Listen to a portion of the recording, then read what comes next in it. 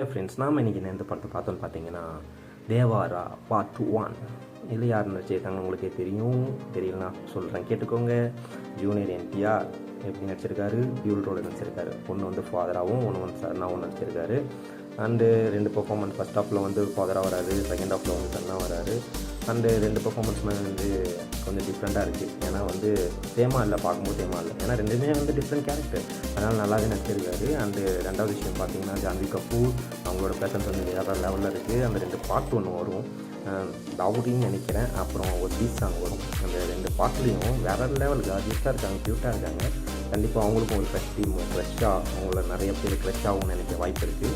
என்ன பேர் தான் சொல்கிறேன். ஓகே, நெக்ஸ்ட் விஷயம் பார்ப்போம். அது இப்போ முக்கியம் இல்லை, நெக்ஸ்ட் விஷயம் தான் பார்ப்போம். டேரக்ஷன் கொரட்டாலா சிவா இவர் எப்படின்ட்டு வந்தார் பார்த்தீங்கன்னா, ஃபஸ்ட்டு இவர் வந்து ரைட்டராக இருந்தார். அப்புறம் தான் அவர் வந்து ஒரு டேரக்ஷனில் ஓகே டேரக்ஷன் பண்ணலாம் அப்படின்ட்டு வந்தார். அவரோட படம் தான் தேவாரா. அவரோட படம்னு பார்க்கும்போது அவர் ரொம்ப நிறைய படம் நடிச்சது இல்லை, ஆனாலும் இந்த படம் சூப்பராகவே இருக்குது. ஒரு எக்ஸ்பீரியன்ஸான டேரக்டர் எடுத்த அளவுக்கு ஒரு சூப்பராக இருக்குது இந்த படம் அவரோட டேரக்ஷனில். ஓகே, அவரோட பாட்டை அவர் சினிமா பண்ணியிருக்காரு. அப்புறம் இந்த படத்தோட சோல் யாருன்னு பார்த்தீங்கன்னா நம்ம தலைவன் அனிருத் தான். அவனோட பிஜிஎம், தலைவனோட அனிருத்தோட பிஜிஎம் பார்த்தீங்கன்னா வேறு லெவல் பிஜிஎம்மு, சாங்ஸு, அச்சுச்சோ அவரோட இந்த சாங்ஸ் அண்ட் பிஜிஎம் தான் வந்து இந்த படத்துக்கு ஒரு உயிர்னே சொல்லலாம்.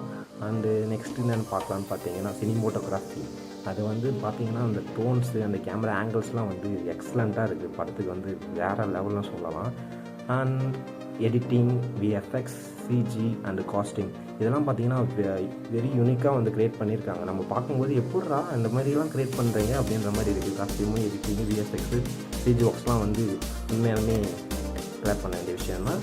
நெக்ஸ்ட்டு பார்த்தீங்கன்னா நம்மளோட பிரகாஷ் ராஜ் வந்து ஒரு எப்பயுமே கேஜிஎஃப்பில் வந்து கதை சொல்கிற மாதிரி ஒரு கதை சொல்லிட்டு இருக்காரு. நம்ம எதிர்பார்க்காத ஒரு ஆள் பார்த்திங்கன்னா நம்ம கலையரசன் அப்புறம் வந்து ஒரு சர்ப்ரைஸான ஒரு ரோலில் வராரு. இந்த 2 பிரகாஷ் ராஜ் சாரோட ப்ரெசன்ஸும் கலையரசன் அண்ணனோட ப்ரெசன்ஸும் வந்து ஒரு எக்ஸ்ட்ரா ஸ்ட்ரென்த்தாக இருக்குது இந்த படத்துக்கு.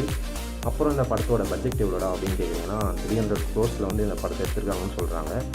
ஓகே, 300 பட்ஜெட்டில் எடுத்தாங்கன்னா ஃபஸ்ட் டே ஓப்பனிங் எவ்வளோடா அந்த படத்துக்கு வேர்ல்டு வைடில் பார்த்தீங்கன்னா 140 crores அப்ராக்சிமேட்லி அப்படின்னு சொல்கிறாங்க. ஓகே, ஃபஸ்ட் டேயில் 140 crores கண்டிப்பாக பட்ஜெட்டை ஓவரால் காஸ்ட் பண்ணிட்டோம். ஸோ படம் வந்து நல்லா தான் இருக்குது. ஆனால் என்ன வைலன்ஸு, ரத்தம் தெறிக்க சீனு, ஒரு சீன் வரும்ல, ஒரு நிலாவில் வந்து அப்படியே பாதி நிலாவை வந்து ஒரு பிளட்டே வந்து கவர் பண்ணும், அந்தளவுக்கு ஒரு வைலன்ஸு அந்த க்ரியேட்டிவிட்டி லெவலில் இருக்குல்ல, ரொம்ப பிடிச்சிருக்கு இந்த படத்தில். அந்த ஃபைட் சீன் ஸ்டன்ஸ்லாம் வந்து வெறித்தனமாக இருக்குது. ஸ்டார்டிங்லேருந்து எண்ணி வரைக்கும் ஃபைட்டு தான் அதிகமாக இருக்குது படத்தில். கிளைமேக்ஸ் ஃபைட்லாம் பிச்சு வதட்டார் மனுஷன். அண்டு வேறு என்ன தாண்டா சொல்கிற, எல்லாமே பாசிட்டிவாகவே சொல்கிறியடா, நெகட்டிவ் எதுவுமே இல்லையாடா அந்த படத்தில் அப்படின்னு கேட்குறீங்களா? படத்தில் நெகட்டிவ் இருக்குது.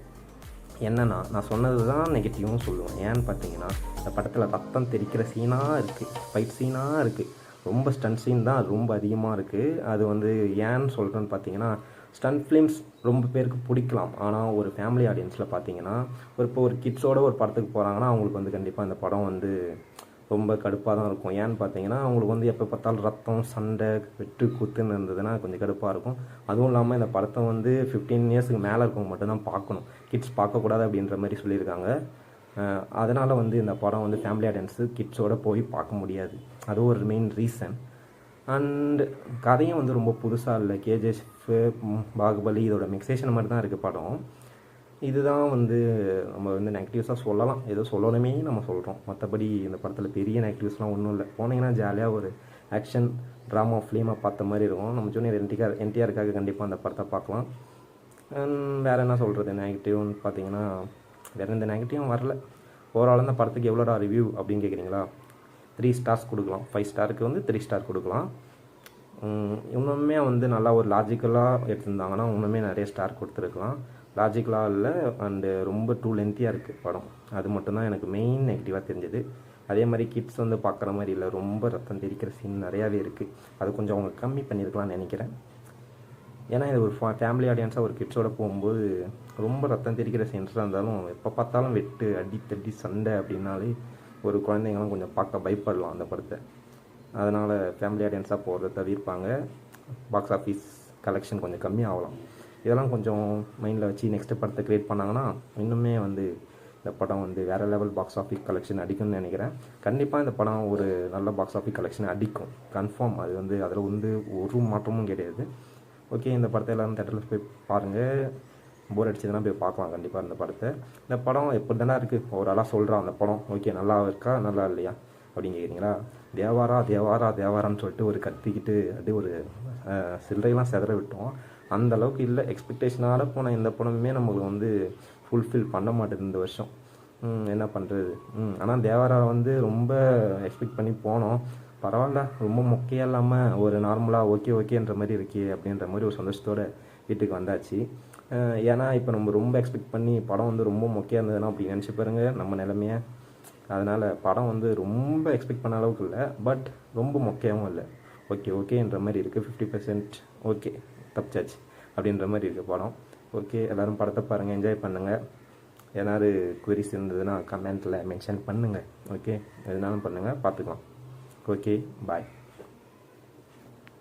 ஒரு லைக் போட்டுருங்க, உங்க ஃப்ரெண்ட்ஸுக்கு ஷேர் பண்ண மறந்துடாதீங்க. சப்ஸ்கிரைப் செய்யவும். ஏதாவது குறைகள் இருந்தால் கமெண்டில் போடணும்னா நாமக்கல்ல ஒரு படம், ஒரு சினிமா ரிலீஸ் ஆச்சுன்னா அது ஒரு தனி மனித இதுல பண்ணவே முடியாது. ஒரு சினிமாங்கிறது பாத்தீங்கன்னா பல லட்சம் குடும்பத்துக்கு லைஃப்.